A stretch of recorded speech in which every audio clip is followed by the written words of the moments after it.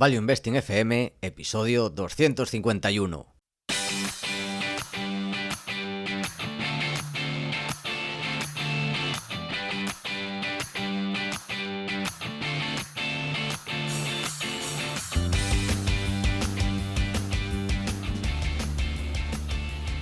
Hola, soy Paco Lodeiro. Bienvenido a Value Investing FM, el podcast semanal en el que te ayudaremos a sacarle partido a ese dinero que tanto cuesta ganar y ahorrar.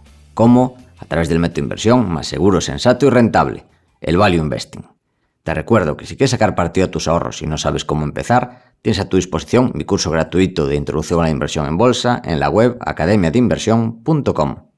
Y yo soy Adrián Godás, colaborador de Academia de Inversión, fundador de Hacia el Danubio, rey de Godás Academy y emperador de Godás Research.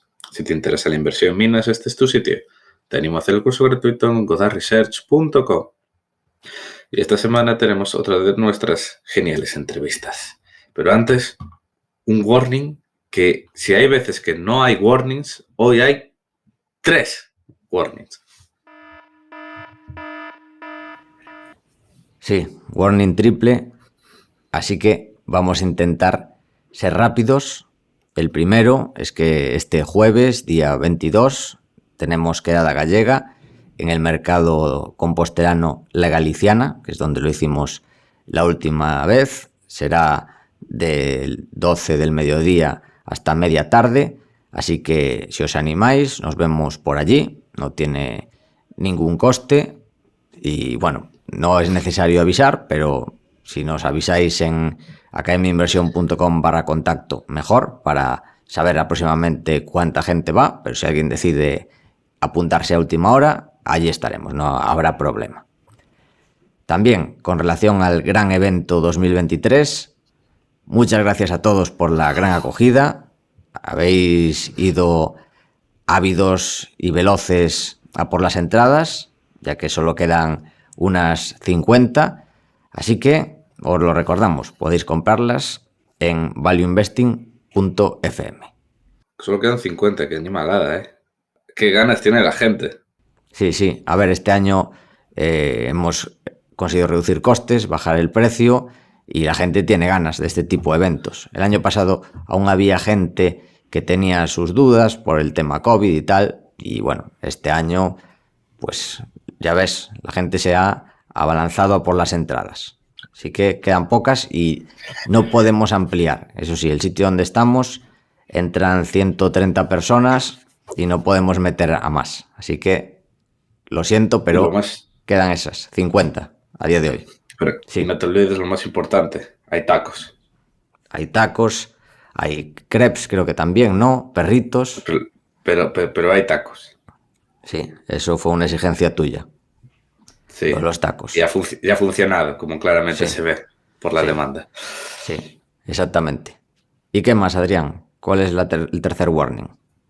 Y la última, comienza la oferta navideña en nuestros negocios del 18 de diciembre al 9 de enero en Academia de Inversión y Godás Research. 20% de descuento y haremos también dentro de poco un directo para resolver dudas.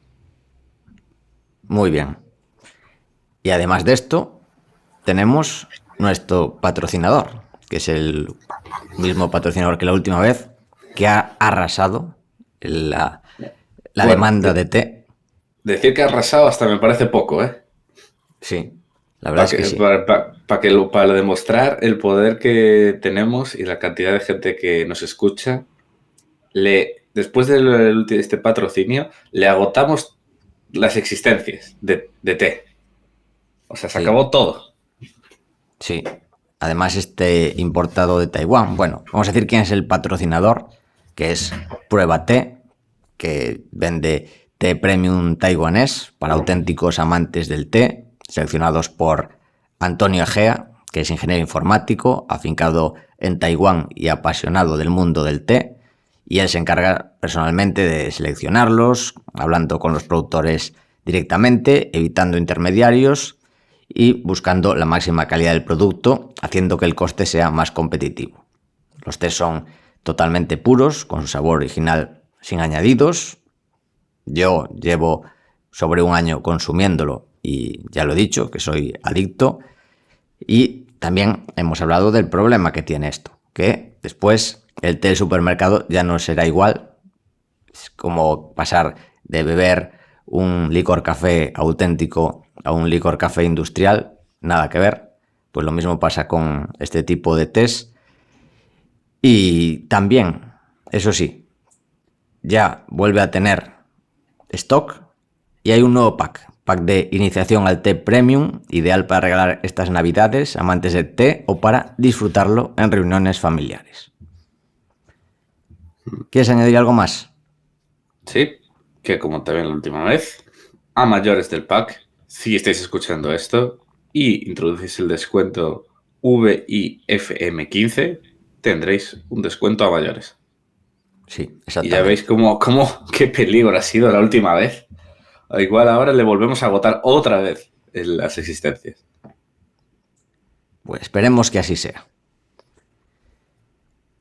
Y dicho esto, Adrián, ¿a quién tenemos hoy como invitado? Tenemos con nosotros a Beltrán Palazuelo. Estudió en Northeastern, en esa universidad en Estados Unidos, estudió Finance and Insurance, estuvo más de 7 años en Santa Lucía llevando renta variable, siendo gestor y analista, y desde hace 9 meses ahora es Fund Manager en DLTV Europe, un fondo de renta variable flexible, centrado en renta variable, pero que también tiene bonos que comentaremos, que como siempre tengo muchas ganas. Bienvenido al Investing FM. Muy buenos días, Paco y Adrián. La verdad es que un honor estar aquí y, como bien comentáis, llevamos 9 meses con DLTV Europe y, como el nombre indica, Deep Long Term View.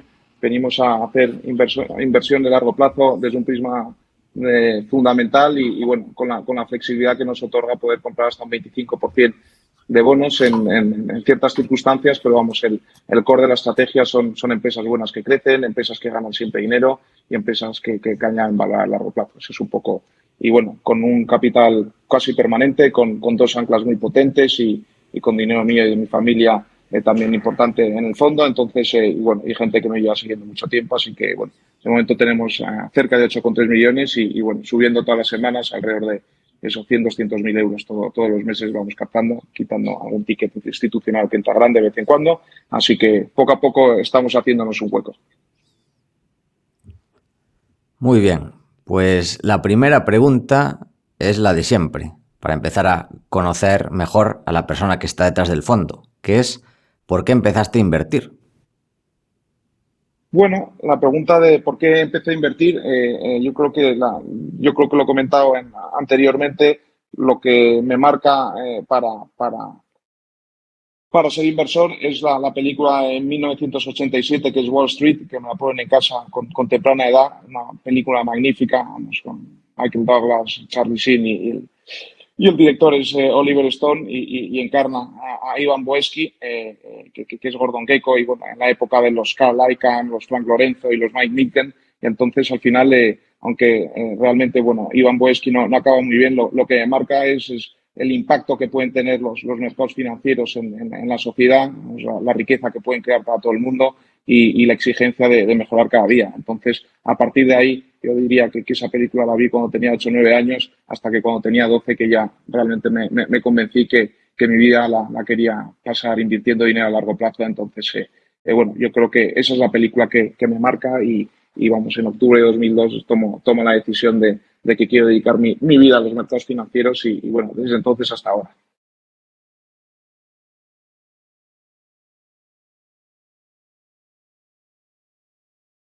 Sí, es gran película y bueno, gran época y al final pues muchos inversores que operaban al borde de la legalidad y bueno, al final cogieron como cabeza de turco a Ivan Boesky y a Mike Milken, pero bueno, al final había otros riders que también operaban cerca de la legalidad y bueno, que son realmente muchos de los que dominan hoy en día los mercados financieros, pero bueno, la verdad que una época interesante y bueno, también en una época donde los management team muchas veces no están alineados y estos tuvieron que aparecer para realmente extraer valor de situaciones donde los management team no buscaban el bien para sus accionistas, sino el bien para sus bolsillos. Entonces, bueno, una época, vamos, interesante.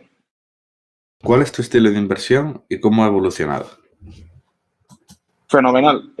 Con toda la humildad, vamos, tanto por vosotros, Paco y Adrián, como por todos los inversores que me están explicando, voy a intentar dar un par de pinceladas sobre mi estilo de inversión. Realmente yo me considero como un inversor fundamental, vamos, con visión de muy largo plazo. Una cosa es decirlo y otra cosa es ejecutarlo. Eh, este tipo de inversión también, bueno, se le puede llamar value. Lo que pasa es que en España muchos de los que se etiquetan value muchas veces lo que se han dedicado es a comprar, vamos a decir, no, negocios no tan buenos, pero baratos. Y bueno, esta inversión empieza con Graham, luego la coge Warren Buffett, pero el mismo Warren Buffett evoluciona y acaba comprando pues, empresas como Apple, negocios buenísimos, vamos a decir, a precio normal. Y diría yo como me considero yo, vamos, con toda la humildad siempre, pues eso es Bill Ackman y bueno, también bueno, aparte de bonos, pues me puedo parecer más a Seth Klarman o bueno, a un inversor indio que poca gente conoce, que viene de Blackstone y de GSO, pues Akshay Shah, que tiene un hedge fund muy interesante de 350 millones y que es uno de los mejores inversores, vamos a decir, de deuda del mundo. Pues eso es un poco mi estilo de inversión. Pero bueno, el core de la cartera son empresas buenas que crecen mínimo un 5%, y con más posibilidades de bolt-on acquisitions, que ganan dinero siempre y que añaden valor a largo plazo. Eso sería, pero vamos, inversor fundamental con una visión de muy largo plazo. Y aunque lo acabas de comentar brevemente, ¿cuáles son o cuáles dirías que son tus fondos e inversores de referencia? Que valen de España, internacionales, actuales o históricos. Bueno, esa es una difícil pregunta porque nunca me quiero dejar a nadie. Si queréis, empezamos por fuera. Quizás la gente que sigo más, pero bueno, al final también depende de en qué etapa como inversor o en qué etapa de conocimiento, de evolución. Entonces, pues en ciertos momentos te fijas más en unos, en ciertos momentos te fijas más en otros. Pero por resumir y no extenderme mucho, diría yo que fuera Baupost, Seth Klarman, vamos, tiene muy claro lo que significa el margen de seguridad y comprar cosas por debajo de su valor intrínseco. Third Point de Dan Loeb, Pershing, Bill Ackman, yo creo que eso es quizás a quien intento parecerme todos los días con fuerza y vamos, como he dicho, por darle un poco a conocer Akshay Shah de Kaima Capital. Eso sería fuera y dentro de nuestras fronteras, que tampoco quiero dejarme a nadie, yo creo que quizás nuestros referentes claros, Advalor, Oros, La Muza, Valentum y seguro que me dejo muchísimos más, pero hay gente cada vez más potente en España y bueno, pero vamos, por nombrar algunos y seguro que me dejo muchos inversores nacionales buenísimos, pero bueno, no se puede nombrar a todo el mundo, pero por resumir, esos serían mis inversores de referencia, que leo sus cartas, aprendo de ellos, escucho y bueno, y tampoco me dejo, vamos a decir, a Cobas, a Francisco García Paramés.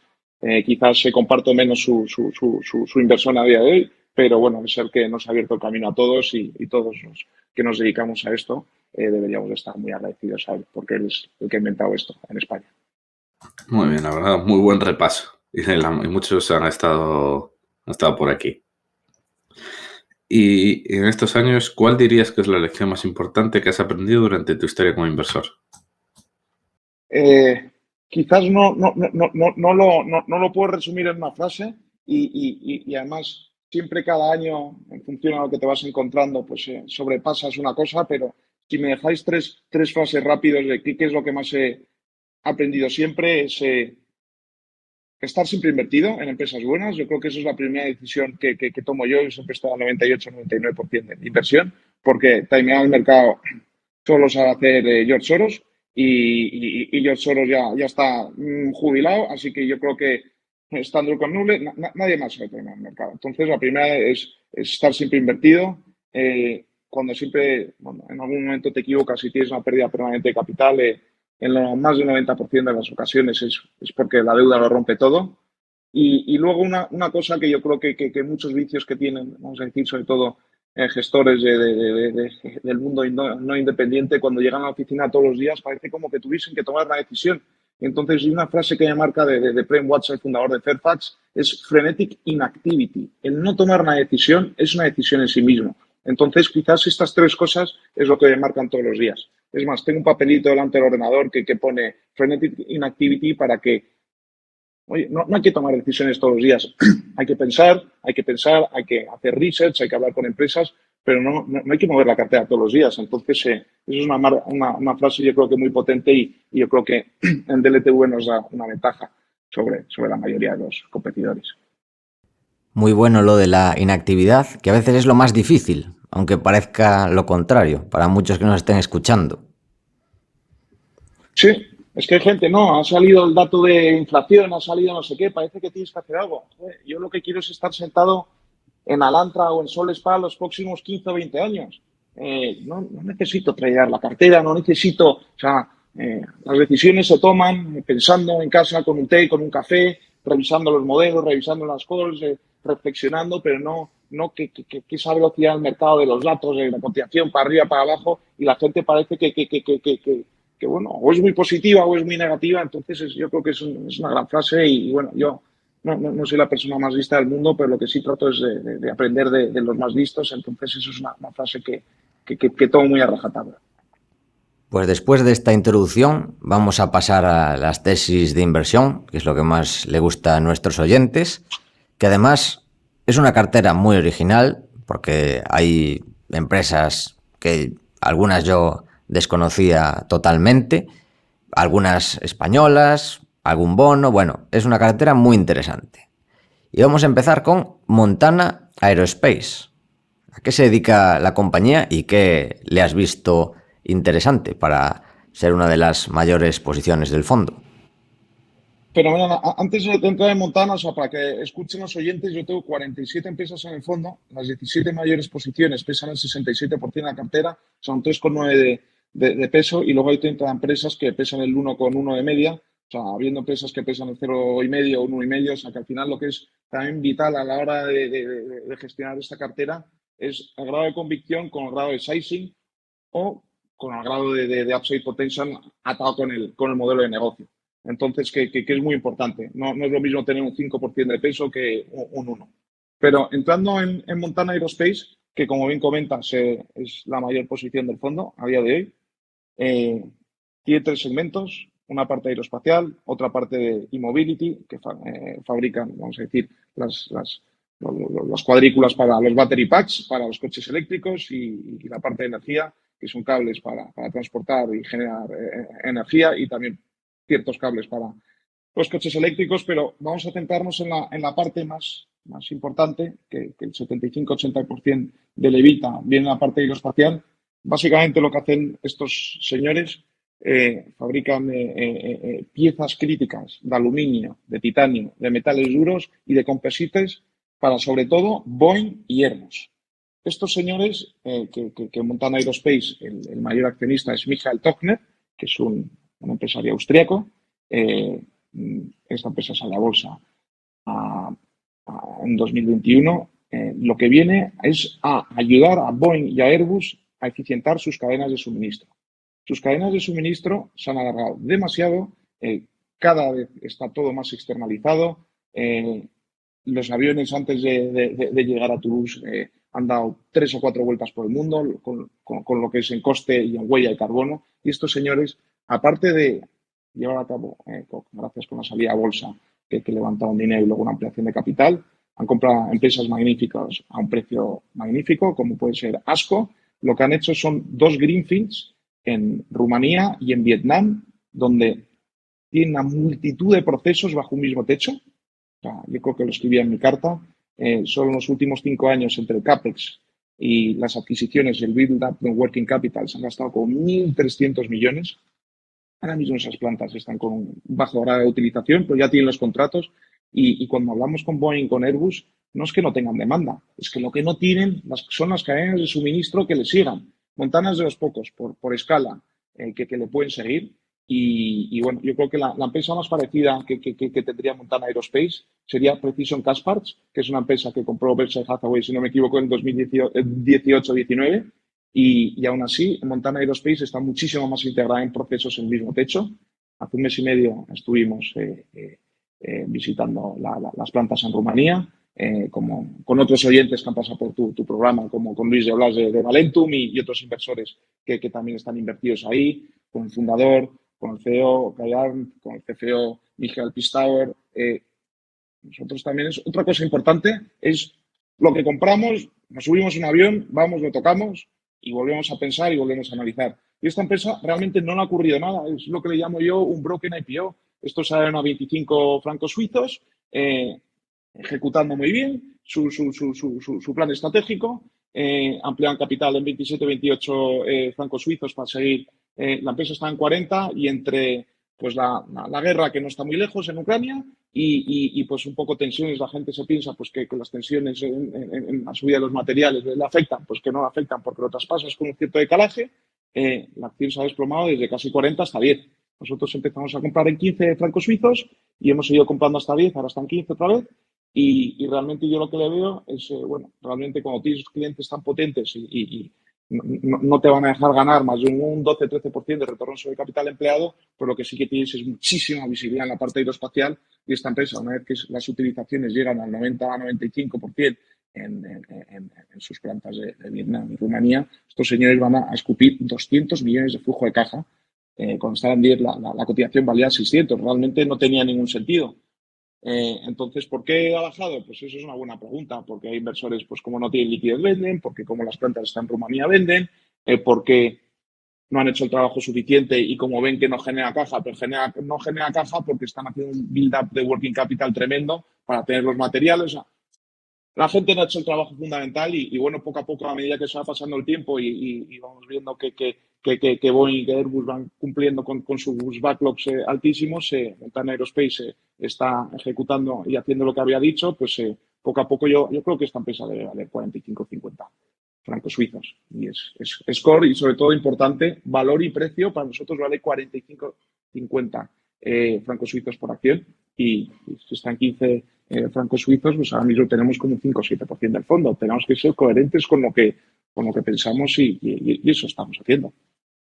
¿Y cuál dirías que son los riesgos de la inversión actualmente en Montana Aerospace?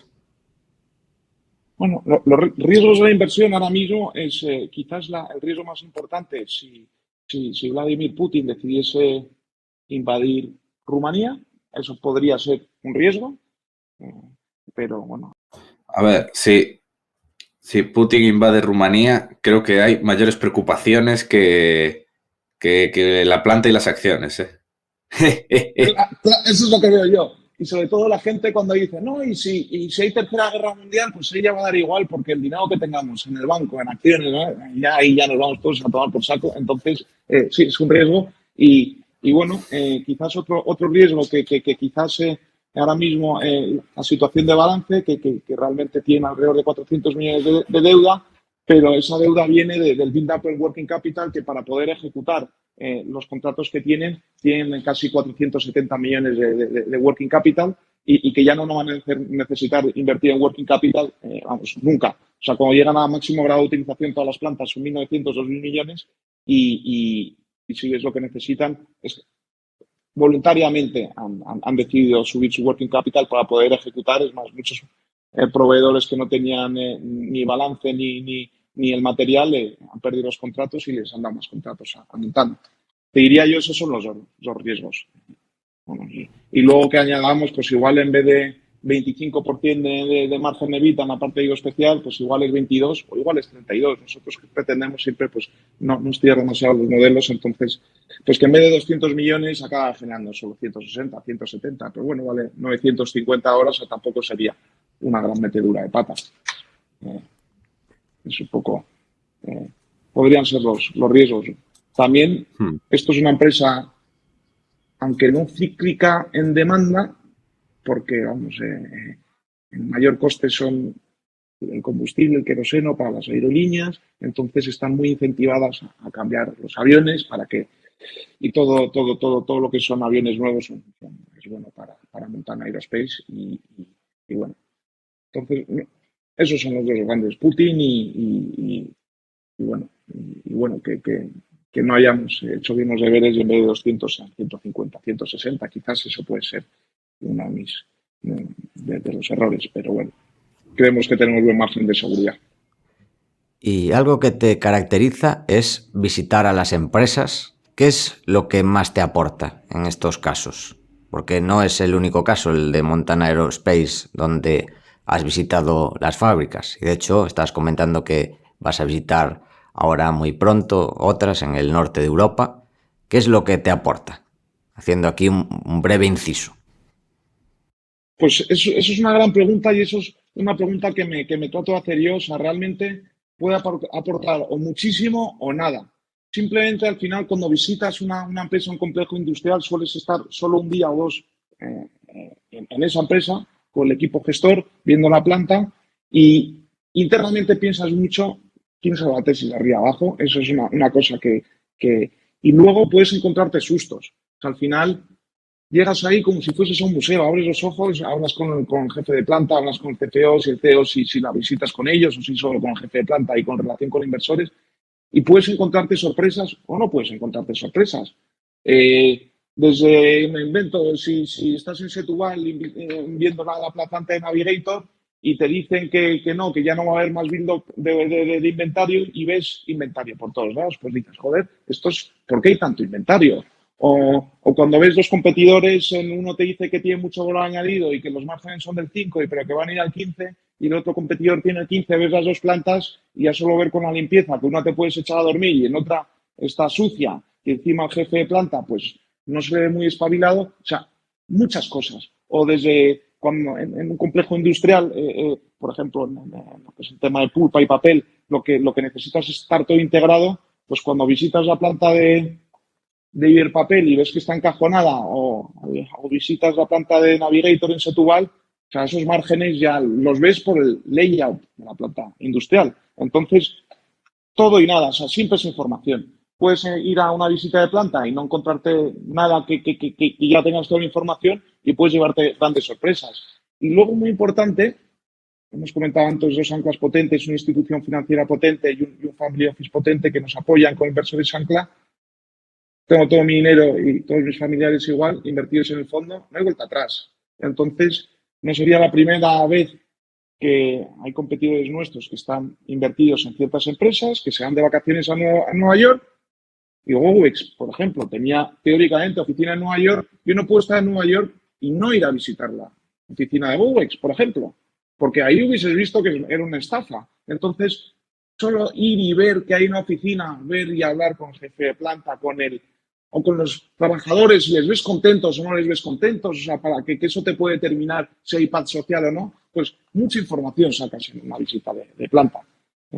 O un activo inmobiliario. Cuando vas y te dicen que es el mejor solar de Sevilla, pues hay que ir a Sevilla a ver ese solar en la inmobiliaria para ver si es el mejor solar de Sevilla. Entonces, yo creo que es vital. Al final invertimos, o sea, son trocitos de papel para unos, para nosotros son empresas. Nosotros somos dueños de una parte de una empresa, tanto en el equity como en la deuda. Entonces, es vital saber lo que compras.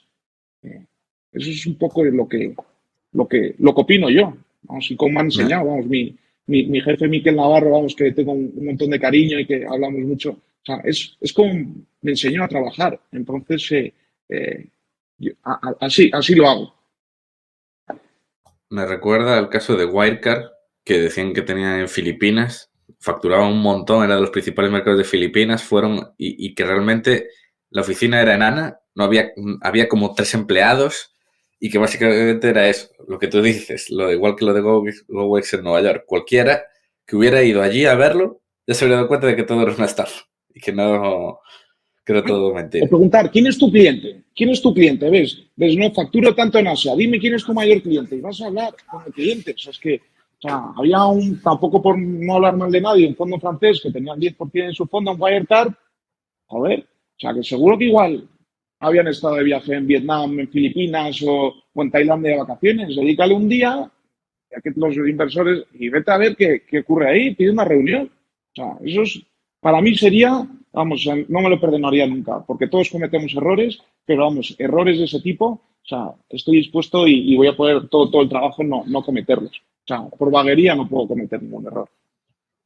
Y la siguiente idea, Azelis, que por lo que estuve viendo es una empresa que hace productos químicos. Sí, te explico, vamos, Azelis es un distribuidor de químicos especializado y de food ingredients. ¿Cómo llegamos a Celis? Nosotros llegamos a Celis porque en Santa Lucía llevamos invertidos en IMC desde el año 2016. Intentando, no es tan fácil de explicar este negocio, pero os lo intento explicar de la mayor manera posible. Por ejemplo, Celis tiene el cuerpo de ventas, vamos a decir, para DuPont, Bosch, Givaudan, Royal DSM, Novo Siemens. A ti tú tienes una fuerza de ventas y unos laboratorios y te dejan, y en ciertos países tú vendes esos productos químicos especializados o esos, vamos a decir, food ingredients en pequeñas cantidades. Cuando son en grandes cantidades, muchas veces estas químicas especializadas lo venden directamente. Cuando no son en tan grandes cantidades, contratas una Celis, contratas un MCD, contratas la parte de specialties de Brenntag y lo vendes en un país donde tú no tienes fuerza de venta. El tema es que tú vendes cantidades, tienes 2.300 principals y tienes más de 50.000 customers, que lo que te piden es una pequeña cantidad de un químico especializado y sobre todo lo que es muy importante para ellos, justo preparando, vamos a decir, la tesis. O sea, por ejemplo, cuando Weissdorf quiere hacer la nueva Nivea y quiere que no se pringue o quiere un color diferente, probablemente necesite un químico de X compañía química especializada, pero realmente necesita solo una pequeña parte del químico. Y entonces eso es lo que tiene que vender IMCD en ciertas o Acelis, que son competidores, las dos las tenemos en cartera, y eso es el know-how, la fuerza de venta y el mixing. Y luego, otra cosa que me ha traído a este sector es que está todavía muy poco externalizado, en el sentido que en el futuro, en los próximos 5, 10 o 20 años, todas estas químicas especializadas van a estar más especializadas en desarrollar el producto que no en venderlo. No tienen redes de distribución, ellos no van a ir a Filipinas, a Vietnam, a Egipto, a tener laboratorios, a tener a 30 y pico empleados. Ellos lo que ya tienen IMCD, le dejan ganarse bien la vida, con un margen de memoria alrededor del 13-14%, y son fuerzas de ventas. No empleas capital, un roce, depende, podemos ver los intangibles, los Google, pero no sé, casi infinito, 20-25%, que crecen sí o sí siempre, crecen con crecimiento del PIB nominal, que no es real, outsourcing y los bolt-on acquisitions. Entonces, estos son negocios que crecen el flujo de caja entre el 10 y el 15% anual. ¿Lo ves? Y ahora me dices, Beltrán, no está tan barata, está 21 veces flujo. Ya, pues que esto es un compounder como la copa de un pino y yo voy a doblar el flujo cada 8 o 10 años. Entonces, este es el tipo de negocios. Ahora tenemos como el 3%, 3,2% del fondo y aquí nos sentimos, vamos, son negocios no cíclicos, crecientes y que tienen razón de ser. Entonces, ¿y qué clientes pueden, al otro lado? Pues un L'Oréal, un Unilever, un Nestlé y otras pequeñas empresas que necesitan productos especializados. Entonces, no sé, eso es como definiría a Celis. Muy bien, pues otra empresa que tenemos aquí, que se comentó o se lleva comentando varios años entre inversores en España, es Prosegur Cash. Si nos puedes comentar a qué se dedica, qué es lo que ves interesante y hablar un poco de uno de los problemas que se comenta, que se puede convertir en una especie de, bueno, lo que suelen llamar en inglés melting ice cube, que es como un cubito de hielo que se va derritiendo. O sea que ahí puede haber riesgo de valor terminal. ¿Cómo lo ves? Y bueno, te cedo el micrófono para que nos comentes tu tesis. Sí. Perfecto. Lo primero que, antes de entrar en la tesis, lo primero que hay que hacer una pregunta, yo creo que es una ventaja o desventaja vivir en un país desarrollado como España. La primera pregunta que nos debemos hacer antes de aprovechar esto es, ¿el cash se acaba o no se acaba? Y yo creo que los que vivamos en Estados Unidos, los que vivamos en grandes ciudades en el Reino Unido, en España, tiendes a pensar que sí. Y la respuesta es no, el cash no se acaba. El cash, el uso del cash, lo que es en términos absolutos, crece, pero crece menos que los medios de pago. Eso es lo primero que hay que definir y no son cifras que me inventé yo, es la realidad. Y luego, ¿qué hace Prosegur Cash?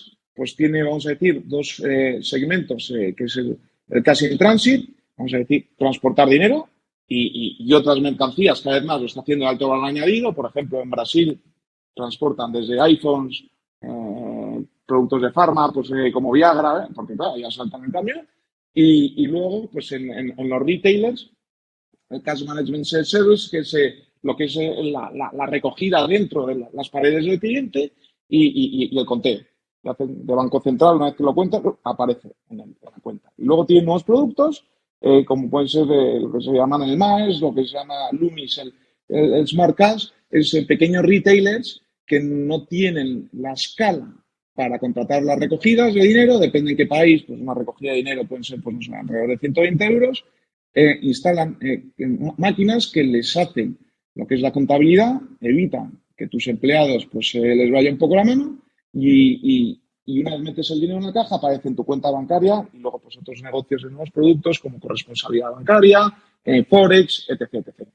Lo bueno de Prosegur Cash es que el 70% y más de su evita está en Latam, que eso es bueno y eso es malo a la misma vez, pero claro, ahí en Argentina, en Brasil, en ciertos países, la mitad de la población no tiene ni cuentas bancarias.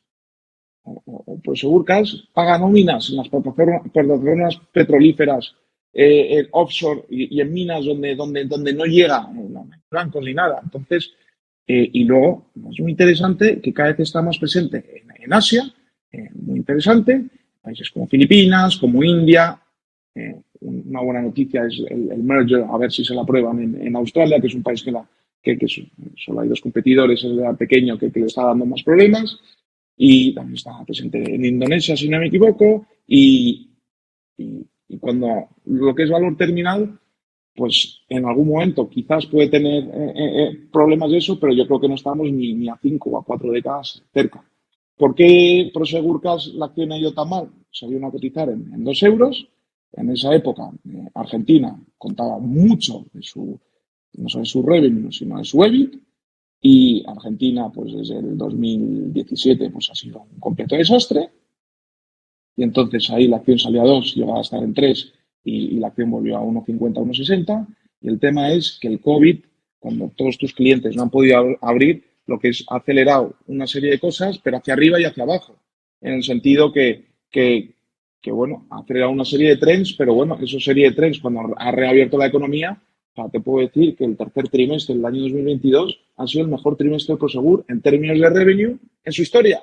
La acción está en 0,60, valiendo 900 millones de market cap. Entonces, bueno, este año va a generar 170 millones de flujo de caja. Eso es una evidencia, nadie lo puede...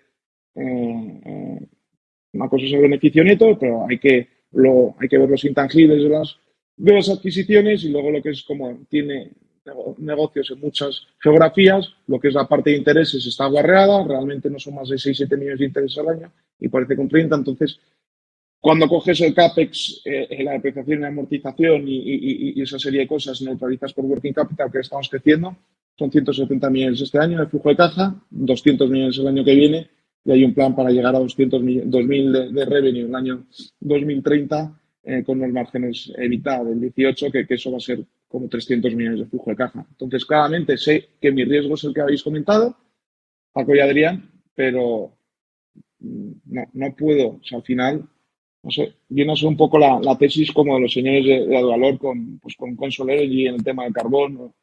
No sé, podemos alegar que el múltiplo terminal que le metemos puede ser muy bajo, pero lo que no puedes es dejar pasar una oportunidad con un free cash flow yield en los próximos 12 meses de más del 20% y creciente. Entonces, bueno, cuando vas a Filipinas y ves quién mantiene los cajeros, que esos son los nuevos productos, y ves cómo los bancos les incomoda pues manejar el cash, los retailers, es oportunidades de externalización en países en vías de desarrollo altísimas y todas esas cosas las van a hacer Brinks, las va a hacer Prosegur Cash porque el Lumis es menos fuerte en mercados desarrollados. Entonces tenemos el 4.2 del fondo y si la acción no quiere subir, no nos importará. Estos señores reparten el 50-60% de beneficio neto en dividendo y estaremos encantados de tener unos dividendos muy potentes a medida que avance. Ten en cuenta que están saliendo del COVID y de y de reabrir la economía. Entonces, bueno, me daría ganas de tener más de eso, pero bueno, también hay que saber cuáles son los riesgos y hay que ser también humilde y seguir haciendo research. Muy bonito. La siguiente, Tikehau Capital. Fenomenal. Tikehau Capital es una gestora de alternativos francesa europea, fundada en el año 2004 por Mathis Abraham y Antoine Flammarion. A estos señores, la primera vez que me reuní con ellos en vivo y directo fue en 2018 en Londres, en la conferencia de UBS. Y bueno, estos señores prácticamente han ido de cero a nada, de montar una gestora de alternativos que tiene desde deuda privada, que eso es como empezaron, activos reales de infraestructura, capital markets, tienen unos fondos de equity y de deuda y de private equity. Ahora mismo gestionan 36 billion y vienen de nada, en el año 2004, inversores anclas potentes, los fondos soberanos en Singapur, la familia Peugeot y ellos mismos. La tesis sencilla es los alternativos van a más y a más. Le guste o no le gusta a la gente. ¿Por qué? Porque los inversores potentes ni saben ni quieren sufrir la volatilidad. Entonces, y encima los tipos de interés, bueno, hasta hace 5 minutos han estado relativamente bajos, entonces las aseguradoras de turno les había acabado la fiesta de invertir sin mucho riesgo en bonos soberanos, entonces van a más. Y bueno, estos señores, la ventaja competitiva, aparte del know-how, es que tienen capital permanente propio. Ellos, equity propio, tienen 2.500 millones y tienen una gestora con unos márgenes buenos, que ya produce beneficios y encima con su propio equity anclan sus propios fondos. Cuando ves que nos atrajo a esto, que AUM tenían en Francia y prácticamente cuando empecé a estudiar esta sociedad tenía el 70-80% de la AUM en Francia, estos invierten como locales, nada de invertir desde Londres en España. ¿Qué quieres invertir en España? Abro oficina, tanto con ventas institucionales como equipo de inversión. Entonces, ahora mismo son globales, pero locales. Entonces, te da la oportunidad de invertir en deals pequeños y en deals grandes. Los retornos de todos sus vehículos son muy buenos y bueno, quizás, vamos a decir, con el momento de inestabilidad, pues tiene un plan para llegar a 2026 a 65 billion. Quizás puede llegar un poco más tarde, pero no cambia esto. O sea, al final la industria de activos financieros a nivel global son 112 trillion, en alternativos son 19 trillones y lo que es la parte de alternativos va a crecer, sobre todo el pastel. Además, el pastel crece día a día. Y no todo el mundo tiene capital permanente y una vez que adquieres una escala, pues es un poco como los Blackstone, los KKR. Una vez que llegas a 30, 40 billion, pues es como un círculo virtuoso que te ayuda a crecer y a que el tamaño del fondo sea más grande. Entonces, bueno, para nosotros, si llega alrededor de 65 billion, el beneficio neto de la gestora va a ser cercano a 200 millones. Eso merece, pues depende en qué momento del ciclo o como entre 15 y 20 veces. El equity, que es el equity que es, cuando le quitas el goodwill, las adquisiciones y el flujo generado. Entonces, eso nos da un precio objetivo de como alrededor de 39-40 euros y aquí tenemos un 2% del fondo. Empezamos con un 4-5% del fondo, cuando estaba cotizando con 22. Esta acción ha hecho bien este año, pero es que en el sector han surgido otro tipo de oportunidades con algo más de potencial y entonces hemos reducido y realocado, que eso es muy importante. Lo que hacemos en DLTV nuestro trabajo es saber qué valen las cosas y entender el modelo de negocio. Entonces, a partir de ahí hay que actuar.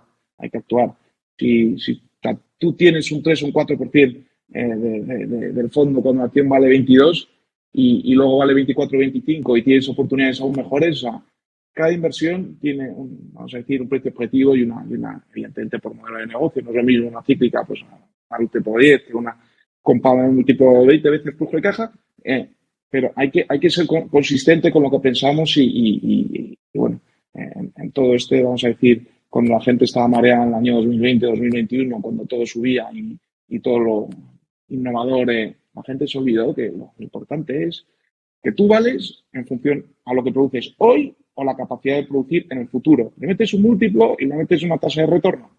Punto. Y no hay más que eso. Y entonces las cosas valen lo que generan, lo que pueden generar. Y hay que ser consistente. Y entonces eso es un poco...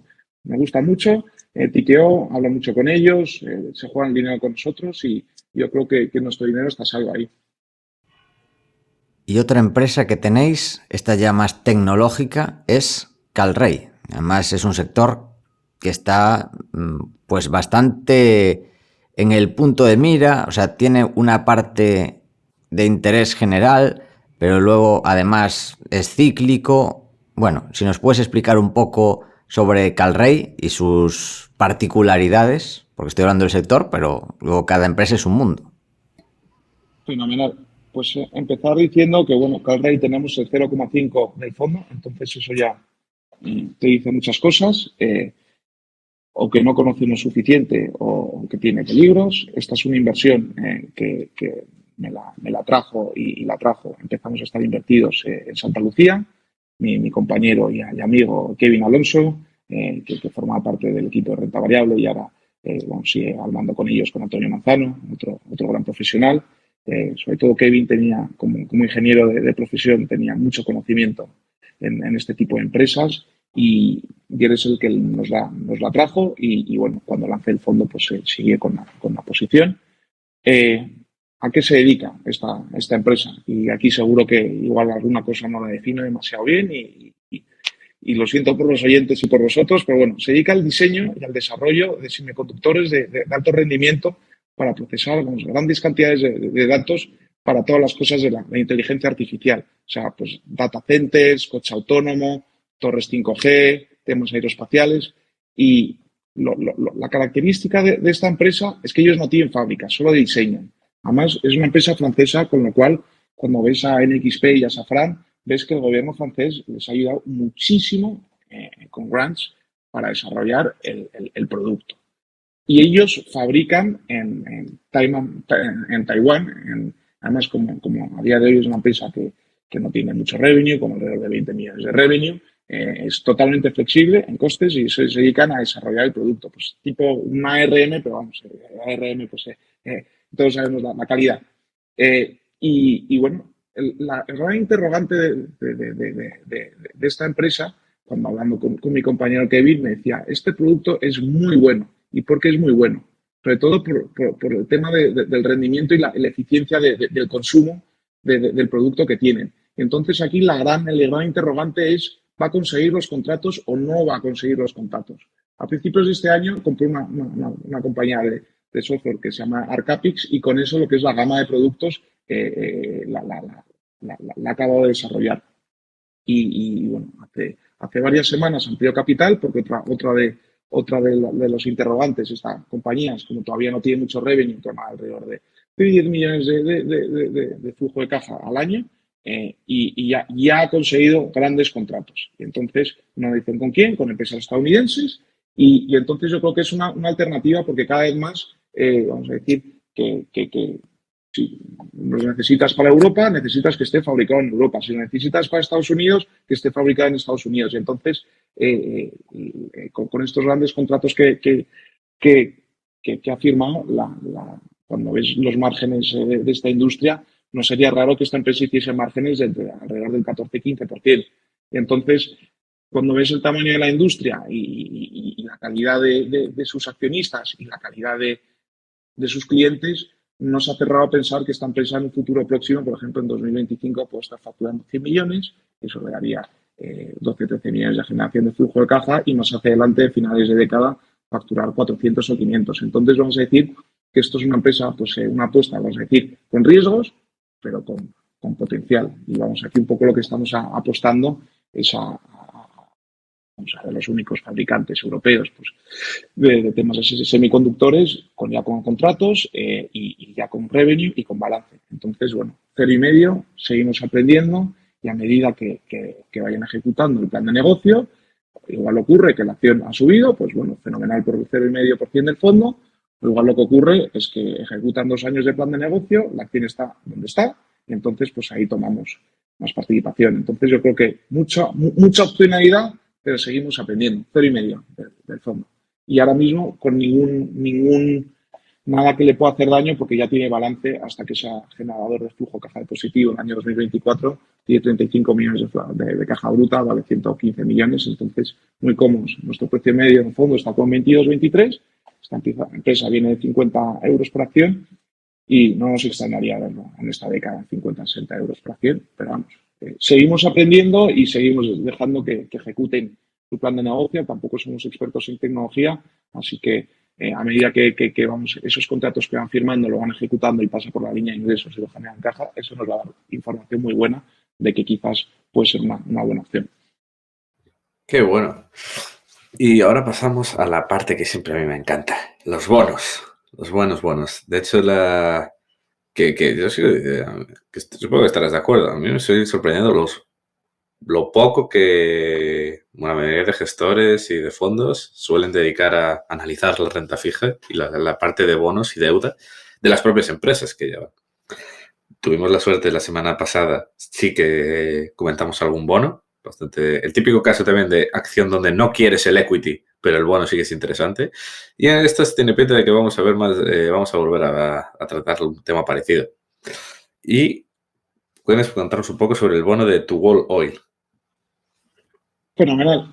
Y os comento también el por qué bonos. O sea, al final, por mi experiencia en Santa Lucía, mi bread and butter en el 15 y el 16 era bonos, era ayudar al director de inversiones, a Carlos Laviano, vamos, un gran compañero, vamos, le mando un abrazo muy fuerte, que me enseñó a analizar bonos y es el que me enseñó, no sé, sabía analizar equity, pero los bonos y las diferentes líneas de estructuras de capital. En DLTV yo no lo hago para atacar y coger más riesgos, sino para defender. Yo siempre hago la pregunta, si llegásemos a una crisis y una empresa inmobiliaria que a día de hoy tiene un 30% de loan to value, se estresa muchísimo y de repente tengo la estructura de capital más senior, un yield to maturity del 20, pero claro, yo no sé cuándo se va a dar la vuelta a la economía, o sea, lo hago para defender, no para atacar. Entonces, y se da la posibilidad y la opcionalidad que ciertas veces en empresas no tan buenas, que diríamos el core de mi cartera, son compounders a largo plazo, otras que lo que estoy entrando es porque es un negocio normal, pero con un precio muy bueno, la parte del bono me defiende muchísimo más. Yo siempre, vamos, el día que Peabody, el año 2016, entró en Chapter 11, su bono más senior estaba a 6 o 7. Cuando salió de Chapter 11, ese bono estaba en 70. Sí, además era la única deuda que quedaba más senior. Entonces, muchas veces, o sea, en ciertas empresas, jugar por los bonos, no te digo que sea jugar a seguro, pero estás muchísimo más defendido. Tú lo tenemos el 4,5 del fondo. Esto es una petrolera, sobre todo africana. Han sido muy buenos exploradores y cuando llega el año 2014 les coge con mucha deuda, con muchos activos no productivos y ahí empiezan sus problemas. Por deuda, no por los activos. Entonces se han visto obligados a vender ciertos activos, como el que vendieron a Total Fina, que vamos, magnífico alocador de capital. Tuvimos accionistas en el pasado, Patrick Puyan, por eso tiene roces tan buenos Total Fina, porque compra a contraciclo, vendió el activo de Uganda y entonces, resumiendo, estos señores tienen alrededor de 62.000 barriles de producción, el 80% es en Ghana, offshore. Por todos los señores que opinen que ahí no está el día en Ghana, no, el dinero es en dólares y no entra dentro de las fronteras, o sea que no se queda atrapado en Ghana, y luego pues tiene activos en Gabón y opcionalidades en otras geografías como Kenia. A esta empresa no le ocurre nada, no le ocurre nada. Han presentado un plan de negocio donde ahora ya por fin, después de esa inversión, tienen dinero, tienen 1,9 billón de deuda neta que van a acabar el año con 1,2 de EBITDA, o sea, no están ni a 2 veces, tienen ya CAPEX y todo ese CAPEX que no han hecho, porque claro, las bolsas de petróleo, si no les metes el dinero, tienen su retroceso natural, tienen un plan para llegar en 3-5 años a 85, 90K, o sea, 90.000 barriles de producción. Más hemos visto que el mundo necesita inversión en petróleo y en gas. Es una evidencia y lo hemos visto, pues, lo que ha ocurrido con la invasión de Rusia a Ucrania. Entonces, no le ocurre nada. Simplemente, pues, bueno, hay dos bonos, la deuda es en dos por partes, la parte super senior que vence en el año 2026, que es un cupón del 10%, y está que es subordinado a la parte senior, que son bonos de 7, y lo que hay, porque no me preguntes muy bien por qué, el bono ha ido perdiendo terreno, ahora mismo está en 60, no le ocurre nada, no le ocurre nada. Entonces yo estoy comprando con un 40% de descuento a una yield to maturity, al market cap de 600 millones de libras, que al cambio pues a 700, 800 millones de dólares, una empresa que con 70 dólares el barril va a producir de media en los próximos 3-4 años 250, 300 millones de dólares de flujo de caja. Tiene 10 años y medio de reservas con la actual producción y luego tiene resources que si invirtiesen X, X millones se convertirían en el futuro en activos productivos. Entonces, esto no le ocurre nada. Simplemente, pues, no sé, la gente es un hombre que no le gusta, quizás no es SG, quizás la gente no le gusta en África, es un bono ilíquido. ¿Qué nivel de rango? ¿Qué es? ¿Senior and Secure o qué es? Tiene, señora Secure, tiene el bono de 2026 por delante. Bueno, y otro tema que miramos, el bono de 2026 también está atractivo. Vamos, ahora mismo lo cojo en mi pantalla, no está al 30%, está al 18%, pero claro, yo si fuese el consejero delegado de esta empresa, pues quizás lo que van a hacer es recomprar deuda con descuento. Le quitas carga de intereses, le quitas de la neta.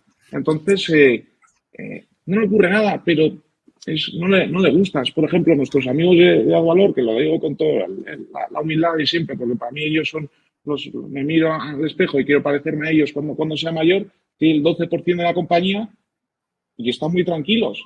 Y yo estoy con ellos, está para estar tranquilos, probablemente. No valga 36 peniques, sino valga más bien una libra, 1,20. Imagínate si ellos están tranquilos, lo tranquilo que estoy yo con el bono en 2025. O sea, si a mí me tocan un céntimo, ellos valen 0. Entonces, y porque claro, los bonistas, habrá gente muy buena, no nos vamos a dejar quitar dinero. Y si ellos no nos pagan, pues haremos un montón y nos quedaremos con esta empresa sin deuda. Me creo que el 90% de la empresa sin deuda, igual locura. O sea, es toda opcionalidad y sobre todo los costes y los activos son buenos. Tabla de memoria, no sé, son 25 o 26 dólares lo que es el casco de extraer. Son los activos que están bien, tienes reservas largas y estamos viendo, desde que llega Raúl, el nuevo CEO, que están cumpliendo con el plan de producción. El año que viene van a aumentar, no sé si 6-7 mil barriles de producción, claro, y si solo metes a 70, 80 dólares, es que si el barril estuviese en 100, estoy generando 500 millones con la actual estructura de capital. Vamos a acabar en 1.900, es que con 100 me quito la deuda en 3 años y medio, o en 3, si soy capaz de comprar con descuento o repago de deuda a 100 y me quito la base de intereses. Entonces, son todo opcionalidades, estoy muy tranquilo, la verdad. Como siempre, me encantaría tener más porque lo veo muy claro, pero este fondo tiene que durar 40 o 50 años. No, una idea no se puede llevar por delante del fondo. Esto tiene que ser una acumulación de buenas decisiones. Entonces, estoy muy tranquilo. A mí me parece muy increíble. O sea, 40% de descuento y es a solo 3 años. ¿Y cuál era la yield to maturity? Un 30%, suena raro, pero claro, no es que se haya financiado. Ahora mira, lo veo, estoy aquí con el Refinitiv delante, 33%. Qué locura. 61. Qué locura. Joder, y además es que ya te digo, es que no es a largo, no es que tampoco sea a muchos años, que solamente a 3. Me parece, hostia. Claro, si fuese mal, lo que podemos hacer es convertirlo, lo que es la parte de suelo se queda con el esto y te quedas con una empresa de solo 1.000 millones de deuda neta, yo me quedo con el 90% del equity, le quito la carga de intereses y claro, ¿y qué vale el mercado con 10 años de reservas algo que produzca? Claro, le quito la carga de intereses 400 millones. O sea, ya ponle 3 veces flujo de caja. Pues 3 veces flujo de caja, 1.200 millones de dólares de market cap, yo tengo el 90%, son... ponle 1.100 millones y este bono son 800 millones, pues no solo me pagan 100, sino tengo un 30% de upside. O sea, no mire por donde lo mire, aquí no voy a perder dinero, vamos a perder dinero. Aunque se vaya el barril a 20, a 30, no pasa nada, convertiremos deuda, nos haremos accionistas y le haremos un toquecito en la espalda a los accionistas y le diremos que lo sentimos mucho, pero en este tipo de empresas cíclicas, minas, petróleo y tal, o incluso inmobiliaria, muchas veces es vital tener, vamos a decir, estar por delante de la apelación de pago. Y vamos, hay un libro que le dan a todos los empleados que entran en Juli Hanaloki, el mejor reestructurador de deuda del mundo, que se llama Distress Debt Analysis de Moyer, que es como la Biblia de los bonos. Sí, buenísimo. ¿Lo entiendes? ¿Lo entiendes todo? Ahí lo entiendes todo. Y bueno, estoy muy tranquilo. Realmente en el pasado tuvimos mucho petróleo, tuvimos Tenaris, tuvimos Royal Dutch, tuvimos Total, tuvimos Eni, ahora sigo teniendo Tubacex, aparte es lo único que tengo de petróleo. Cuando me tocó lanzar el fondo, a la invasión, todo no tenía margen de seguridad en ninguna petrolera integrada que me gustase o en Tenaris. Entonces, que joder, anda que nos hemos inflado a comprar acciones en Santa Lucía a 7, 8 euros por acción, están 16. Entonces, bueno, pues al final, pues como ahora mismo, bueno, hay que saber expresar la idea de que el petróleo, para que las empresas cubran su coste de capital y que haya esa inversión que cubra, vamos a decir, la demanda y el retroceso, necesita $70. Yo hago mis números con $70 y para mí Tulol es irrompible.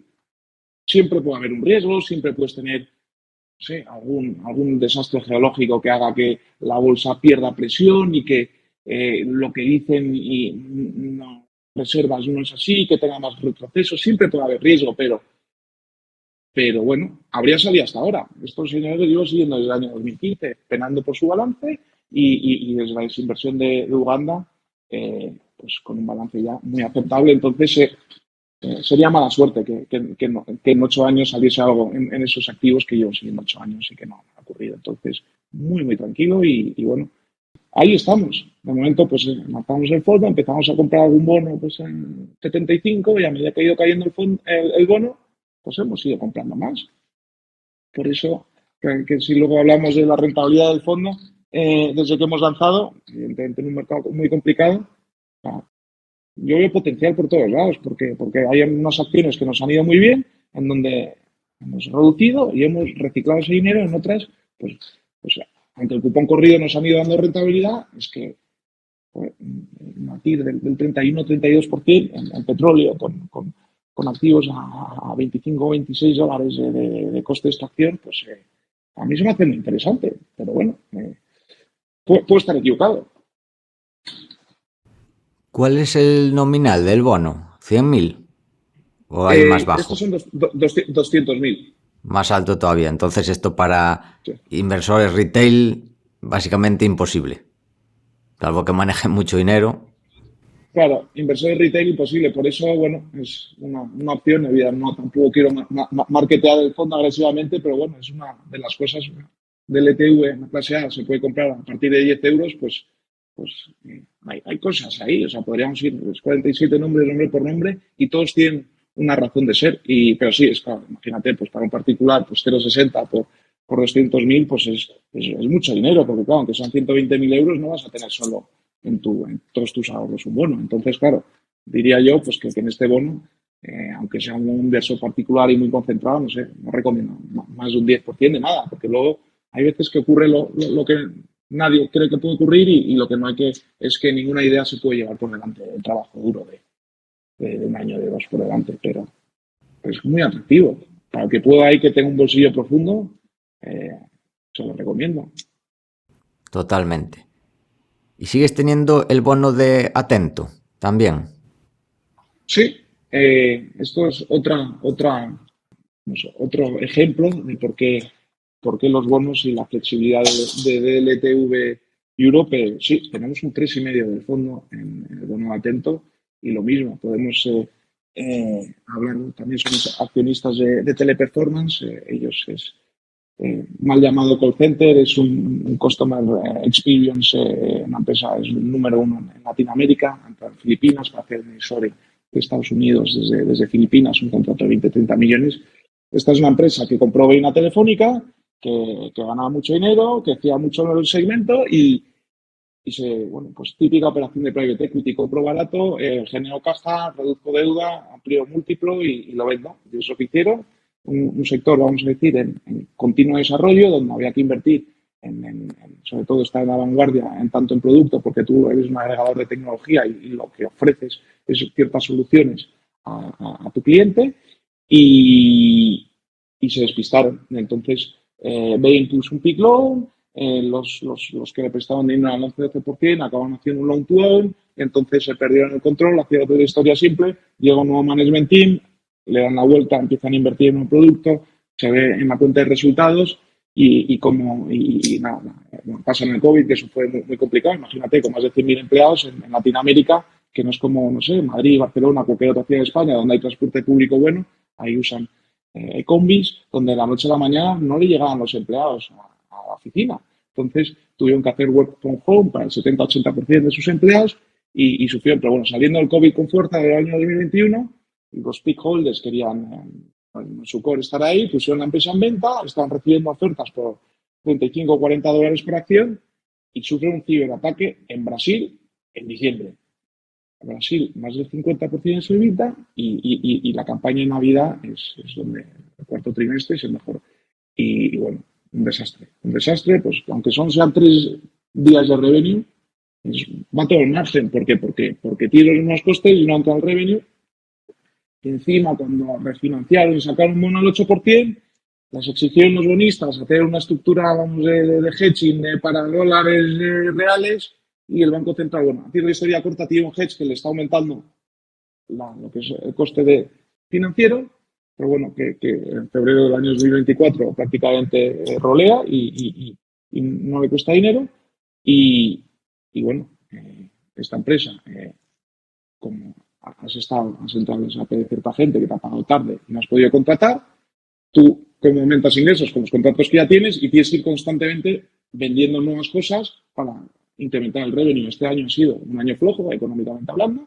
Yo creo que eso no es una sorpresa para nadie y sobre todo que pues, clientes como Itaú, que el mayor proveedor de todos estos servicios en Brasil, era Atento, de repente se ha dicho, joder, si tengo el 60-70% solo con Atento, tengo que externalizar más. Entonces andamos al volumen a otro tipo de operadores y este año pues el revenue ha caído un 2-3% cuando debería haber subido un 4-5%. Han podido contratar y la han externalizado. Eso ya está acabando porque ya lo estamos viendo en las nuevas ventas y el año que viene, a partir del año que viene, pues lo que es el revenue empieza a subir, parece un 3-5% mínimo y los márgenes se acercan hacia el 14-15%. Y bueno, la deuda más senior es el bono. Esta empresa debería hacer un EBITDA mínimo de 200 millones, con leasings y con todo, va a acabar con una deuda neta de 600 millones y bueno, la deuda está cotizando a 39, un 60% de descuento, algún bono hemos comprado ahí y pues haces la cuenta, multiplica 0,40 por 500, que esto es un bono de 500, porque el resto son leasings, pues está comprando Atento a 150 millones, pues a 0,7 veces deuda neta EBITDA. Pues bueno, lo mismo les llega a los accionistas. También tenemos una pequeña participación del 0,8 en el equity, comprada más arriba de donde cotiza ahora, pero lo mismo nos parece un negocio que tiene razón de ser. Y bueno, no solo eso es una razón de ser, sino que 3 semanas han recibido una OPA. Hay una compañía americana, un porcentaje de alto añadido, se llama MCI, de Anthony Marlowe, que ha lanzado una OPA, evidentemente a precios distrés, porque esta empresa, cuando se llevó a cabo el proceso de money, la gente iba a pagar 6 veces o 5 veces EBITDA. Entonces, no solo nos pagan el 100% del bono, sino que a los equity holders les dan alrededor de $30. Entonces, lo mismo, una empresa que conozco muy bien, no es el mejor negocio, pero sí que crece y sí que se puede gestionar esta empresa bien. Y bueno, con descuento ahora mismo cotiza 59, lo mismo, un 31 y into maturity. No solo eso, sino en contacto constante con todos los accionistas. Y no solo eso, sino uno de los accionistas que tenía el 8%, que se llama Caima Capital, Accesa, está en consejo, les ha metido hace un par de meses, para que todo este proceso de reestructuración, vamos a decir de reestructuración, de que el negocio vuelva otra vez a crecer y para que lleguemos a los 14-15% de margen EBITDA, se hace. Esto es financiero, señor ministro, y no solo es equity holder con el 8-9% de la empresa, sino que también tiene una posición importante. Bueno, entonces, otra cosa, no solo nos acercamos a las empresas, sino a los equipos gestores y a los accionistas para, vamos a decir, jugar con las cartas no marcadas, pero teniendo toda la información. Entonces, estamos muy cómodos, muy, muy cómodos. Creemos que nos van a pagar 100. ¿No? Y si no nos pagan 100, nos haremos con 90-95% del equity porque convertiremos en acciones. Muy, muy bien. Y para terminar, toda la parte de ideas, ¿algún error? No tiene que ser una empresa concreta, también sirve más a nivel conceptual. Por ejemplo, invertir en empresas con deuda o un tipo de error. O si prefieres empresas, claro. Y tampoco tiene que ser de ahora, del fondo, puede ser algunos de lo largo de los últimos años, lo que tú prefieras. Algo donde haya sacado una conclusión interesante y haya sacado un aprendizaje. Pues errores muchos, ¿eh? No, o sea, que al final yo intento aprender todos los días. Errores muchos, aciertos también muchos y el fondo en el futuro reflejará lo que es que los aciertos sean más grandes que los errores y que los errores no nos cuesten demasiado, saber también cortar cuando la tesis no. Pero te diría yo que dejó una y otra vez, la duda lo mata todo. Entonces, cuando entras en el equity y tienes un negocio, vamos a decir, no recurrente al 100%, la deuda, aunque sea la deuda, todo el wording de la deuda, como los covenants, con los bonistas, con los bancos, eso toque. Y quizás, tanto para un lado y para otro error es, es hay empresas muchas veces muy complejas donde no conoces todo, pero conoces la mayor parte y para invertir en una empresa no tienes que saber exactamente todo, porque si no acabas invirtiendo son empresas que facturan 100 millones y que lo tienes todo atado, pero lo que siempre yo me digo a mí mismo, o sea, que es quizás un error de inversión que lo sufrimos al final del año 2017 hasta la vacuna creo recordar, octubre del año 2020, en todas estas empresas buenas, que crecían un montón, que ganaban dinero, y que simplemente por el hecho de que estuviesen a 20 veces flujo de caja no las compraban, error. O sea, hay que saber pagar precio justo por los buenos negocios y luego hay que hacer un esfuerzo muy importante pues en todo el tema de tecnología. Por ejemplo, tenemos SAP también en cartera, que SAP le está ocurriendo lo que le ocurrió a Microsoft en el año 2012. Hay que saber hacer trabajo y aunque no sepas el que más de la empresa, al final hay cosas muy evidentes. O sea, todos teníamos un iPhone en la mano y cuando entró la ICANN en Apple y veíamos Apple cotizaba unos múltiplos, ¿qué ha hecho Apple desde entonces? Es que tampoco hay muchas veces la inversión más compleja, no hay que complejizarlo tampoco. O sea, hay veces que lo evidente es simplemente hay que analizarlo todo, hay que hacer los números y como dice Charlie Munger, el dinero no se hace haciendo cosas, sino se hace apoyando el trasero. Entonces, otro error es en cosas evidentes, en negocios que quizás pues que tampoco lo conoces todo, dejarlo pasar. Y entonces, deuda bueno, hay que estar invertido en todo tipo de negocios. ¿No? Hay que estar invertido en el bono de Tulol, hay que tener SAP, hay que tener Acelis, hay que tener Montana Aerospace, hay que tener Llorent y Cuenca, o sea, la cartera tiene que estar balanceada, nada. Entonces, no sé, quizás perdonar Paco y Adrián, me he ido un poco por el esto, pero bueno, todos los días, antes cuando me voy a la cama, o sea, pienso cómo mejorar y desde luego que soy muy crítico y errores muchos y trato de no caer dos veces en la misma trampa. Como vamos bien de tiempo, ¿nos puedes comentar también la tesis de Llorente y Cuenca, que es una empresa que salió hace poco a la bolsa española? ¿No? Fue este año o el año pasado, pero hace poco, ¿no? Sí, vamos, la compañía Llorente y Cuenca, que vamos, que además les tengo mucho cariño, una hermana mía trabajó en Llorente y Cuenca en la oficina de Lima y ahí es como entro a conocerles en el año 2012. El fundador José Antonio Llorente, que también le tengo un montón de cariño. Son consultores de imagen y de publicidad. Y donde puedes creer que en el mundo cada vez más digital es una empresa que va menos, es todo lo contrario, va a más y a más y a más.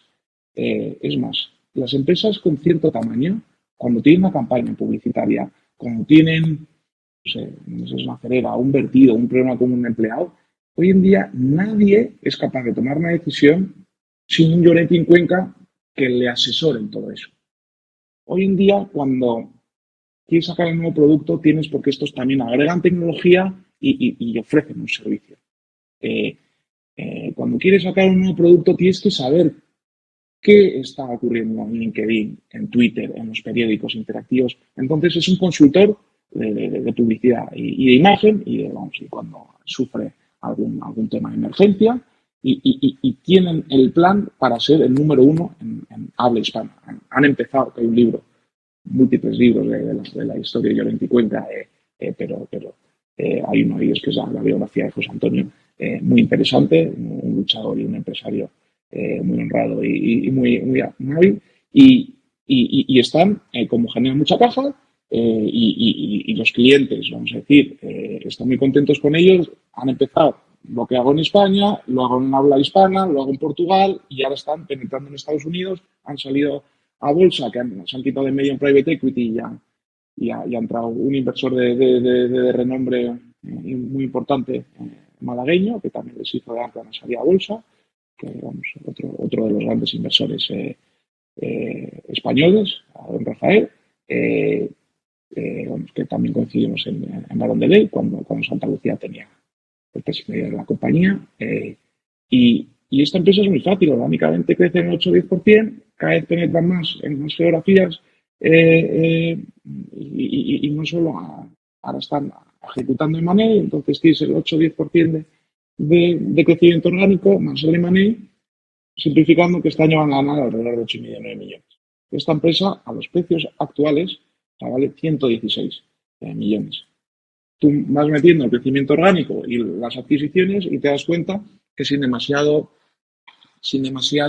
está limpia deuda, otra vez, deuda, limpia deuda. Y la generación de caja es superior al beneficio neto, porque cuando haces una adquisición, la amortización de los intangibles, ¿sabes?, generan mucha más caja del beneficio neto. Pero bueno, como margen de seguridad lo damos por bueno. Estos señores durante esta década van a ganar por lo menos 20 millones. Métele el margen que sea, o sea, el múltiplo que sea, o 10, o cuando salía a bolsa, porque han ido ejecutando el plan de negocio y la acción ha ido cayendo, salió y con 9,50 o 10 estuvo en 14 y ha pedido poco a poco perdiendo terreno. Y nosotros, muy consistentes con, oye, ¿qué vale esto? Y consistentes con el peso, abrimos el fondo pues con un 0,3% de peso, alrededor de 12 euros, y hemos ido comprando más y más. Ahora tenemos el 1,7 del fondo y la acción ha ido ejecutando, incluso en un momento difícil como el año 2022, y la acción ha ido cayendo un poquito. Entonces, bueno, si siguen ejecutando el plan de negocio y la acción nos sigue reflejando, pues tendremos más y más peso. Y luego, bueno, hablo con ellos cada 2 o 3 meses, les voy a visitar sus oficinas de Madrid, trato de aprender, les tengo en LinkedIn, en Twitter y veo qué piensan, cómo interactúan los clientes, hablo con sus clientes. Yo creo que es una buena historia un poco bueno, aquí hay gente que dice que no invierten en empresas pequeñas. Bueno, nosotros tenemos empresas de 100 millones y tenemos empresas de 90.000 millones, pero yo creo que hay que saber combinar eso y yo creo que Llorente y Cuenca va a dar muchas alegrías a DBTV. Y bueno, eso es un poco, vamos, en grandes rasgos, pues lo que es Llorente y Cuenca. ¿A qué valoración cotiza ahora aproximadamente? Pues los beneficios del año que viene, que yo creo que va a ganar como 10 millones y medio, pues un poco menos de 11 veces beneficio, 11 veces beneficio. Muy razonable. Cuando, sin deuda, un management team, que son los mayores accionistas, con unas posibilidades tremendas de M&A. Llorente y Cuenca probablemente en el 35, en vez de facturar facturar 86 millones este año, esté facturando 200 o 300, y además lo ves. O sea, al final es como un poco cuando ves los usuarios que tiene Spotify en Estados Unidos y ves la penetración y te vas a la India y le dices, pues el 30% de la cuota, tita. O sea, realmente lo que llega a Estados Unidos luego llega al Reino Unido y lo que llega al resto del mundo, pues en Llorente y Cuenca, cuando yo he visto lo que son capaces de hacer y cómo penetran y cómo ayudan a sus clientes en España, están en proceso de hacer lo mismo en Portugal, están en proceso de hacer lo mismo en Brasil, en México, en Perú, están entrando en Estados Unidos, ya están en Miami. Entonces digo, joder, estos, o sea, es que esto es de cajón que en algún momento de esta década, la década del 20, van a ganar más de 20 millones. Entonces, reparten dividendos, crecen, no sé, yo creo que en vez de 10, pues quizás vale, no sé, si ahora saco mi modelo que lo tengo delante y de aquí a 2026, entre los dividendos que nos va a dar y saliendo a un múltiplo de 15 veces beneficio, a mí me da 22,3 euros por acción, un 123% de potencial de revalorización. Y bueno, pues Y también lo que quiero decir, o sea, si Llorente y Cuenca ejecuta, veo que nada cambia, en vez de estar en 10 euros, está en 8, pues en vez del 1,7, pues igual tengo 4,7. O sea, no me tiembla el pulso, porque al final lo que es muy importante es qué compras, qué vale y a qué cotiza. No, si compras y tienes a 10 euros el 1,7 del fondo y está en 7 o 6 euros, no puedes seguir teniendo el 1,7% del fondo, a no ser que, bueno, que el mundo haya colapsado y que todo lo que tengas en la cartera y las oportunidades que estás mirando, pues también hayan caído en la misma medida. Entonces, lo que es muy importante también, que ahora sí que podemos hacerlo en el ETV, somos flexibles, es verdad, no que estemos tradeando, sino sabemos lo que va en nuestras compañías y en función a dónde cotizan, evidentemente, si nada cambia, somos decisivos con los pesos. O sea, de nada sirve estar horas y horas y horas y semanas y meses estudiando una compañía si luego no expresas dónde cotiza, qué vale y cómo avanzar en el negocio. Entonces, yo creo que eso es la gran diferencia del pasado a ahora. Muy bien, pues después de este repaso tocan la batería de preguntas cortas y la primera es preguntarte por un deportista o equipo histórico de cualquier deporte y no sé si te lo dijimos, pero requerimos originalidad, es decir, que nada de Fernando Alonso, Rafa Nadal, etcétera. Fenomenal. Pues si no os parece original, vamos, en algunas de las preguntas me decís y voy a intentar ser un poco original y también reflejar, porque yo creo que al final la vida de un inversor todo va atado y tus gustos al final reflejan cómo analizas las cosas. Entonces voy a intentar ser original, Paco y Adrián. Pues entonces empezamos con un deportista o equipo histórico de cualquier deporte. No sé si es demasiado original, pero para mí sí lo es. La capacidad de trabajo y en su carrera deportiva y ahora al pobre está en unas condiciones físicas mal, Michael Schumacher.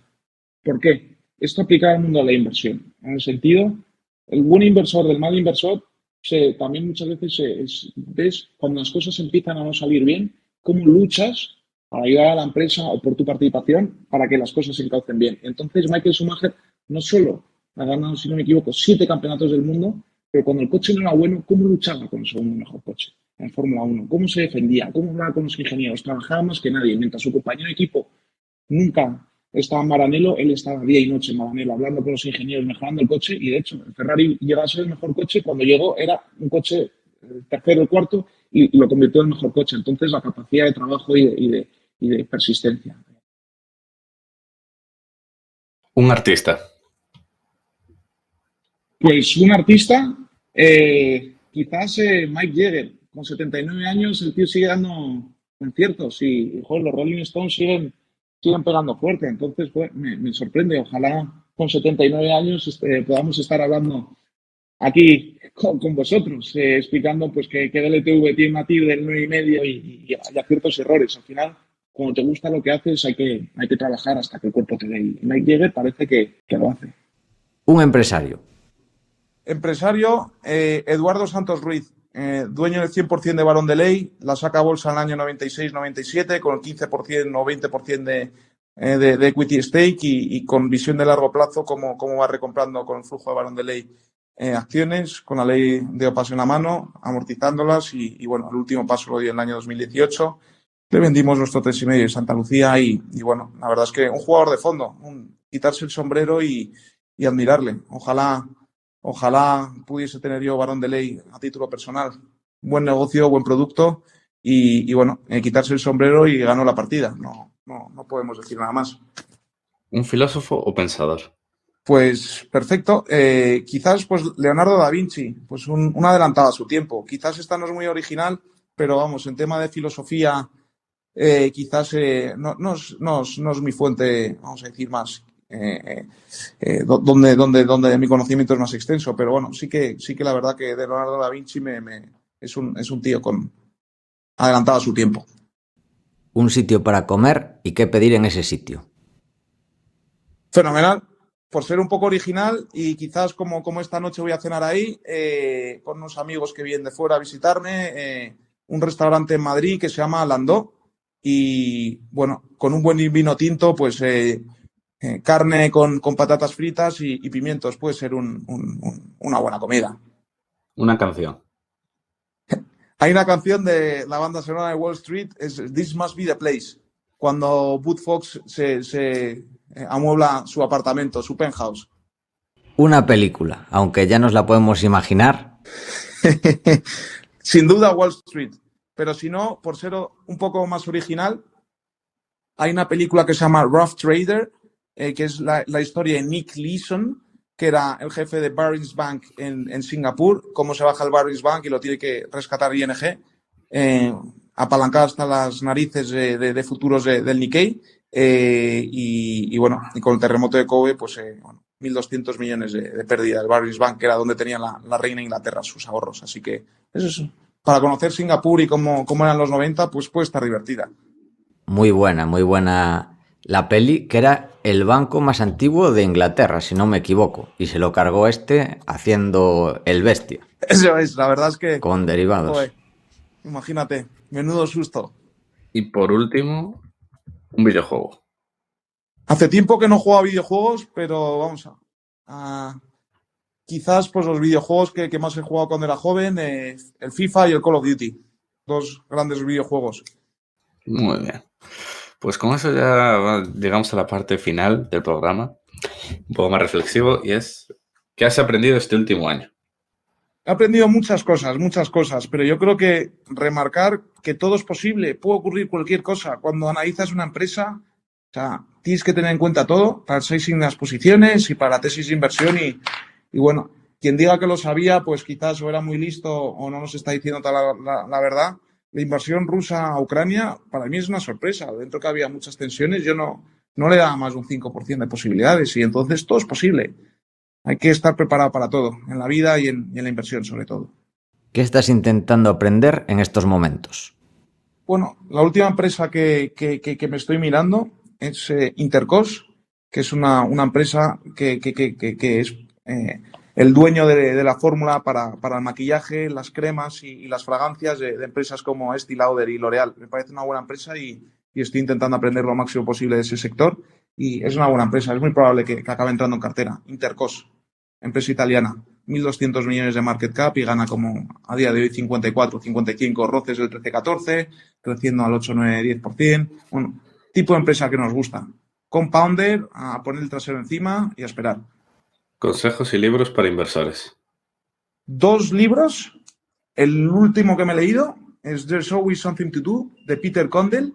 Es un gran inversor, igual menos conocido, pero quizás es vamos a decir, después de haber leído su libro, que no lo había leído todavía, me gustó mucho. Y Margin of Safety sigue siendo un libro que, Seth Klarman, al final, como siempre digo, lo sencillo es lo complejo. Al final, este señor sabe lo que hace, lo hace una y otra vez, un buen equipo por detrás y no es el más rentable, pero sí el más consistente. Entonces, Seth Klarman, Margin of Safety, sigue siendo un libro pues, que me marca continuamente. Y antes de terminar, tengo una pregunta que se me acaba de ocurrir, que es ¿por qué el fondo se llama DLTV? Que no lo preguntamos. Fenomenal, pues es una magnífica pregunta y el nombre del fondo refleja el espíritu del fondo. DLTV significa Deep Long Term View. Al final, nosotros con capital de largo plazo, con visión de largo plazo y con trabajo de campo de largo plazo, lo que tratamos es de dotar capital permanente y apoyo a las empresas para que puedan ejecutar su plan de negocio a largo plazo. Entonces, yo creo que en un mundo donde todo el mundo, que si los tipos de interés, que si la inflación, que si el margen, nosotros lo que tratamos es de aislarnos de ese ruido y ese corto plazo y de tomar decisiones de largo plazo. Entonces, DLTV Europe, yo creo que el nombre refleja lo que hacemos día a día. Pues con esto hemos terminado. Pues Paco, Adrián, agradeceros un montón vuestro tiempo. Es un honor estar en este podcast tan relevante del mundo de la inversión y viendo no solo vuestro conocimiento, sino la calidad de invitados que han pasado por aquí. Eso es un honor haber podido estar aquí. Vamos, eternamente agradecidos. Bueno, Beltrán, pues el placer ha sido nuestro. Esperamos contar contigo en el futuro. Para terminar, vamos a hacer el triple warning otra vez. Recordar eso, que el jueves 22 haremos quedada gallega en la Galiciana de Santiago de Compostela, de 12 de la mañana hasta media tarde. que quedan sobre 50 entradas para el gran evento 2023, que podéis comprarlas en valueinvesting.fm, y que empiezan las ofertas navideñas en la formación avanzada de Academia de Inversión y en Godard Research con un 20% de descuento. Y por último, recordar a nuestro patrocinador, Pruébate, prueba-t.com, donde tenéis un descuento del 15% con el código VIFM15. Por mi parte, nada más que añadir. Adrián, ¿algo que añadir? Nothing to add. Pues esto ha sido todo hasta la semana que viene. Esperamos que te haya gustado el programa y queremos darte las gracias por estar ahí, y también te agradeceríamos mucho que nos des tus 5 estrellas en Apple Podcast, tu me gusta en iVoox, tu like en YouTube, tus 5 estrellas en Spotify, ya que ayudarás a que este podcast siga existiendo y siga creciendo. Desde aquí, Paco y yo nos despedimos.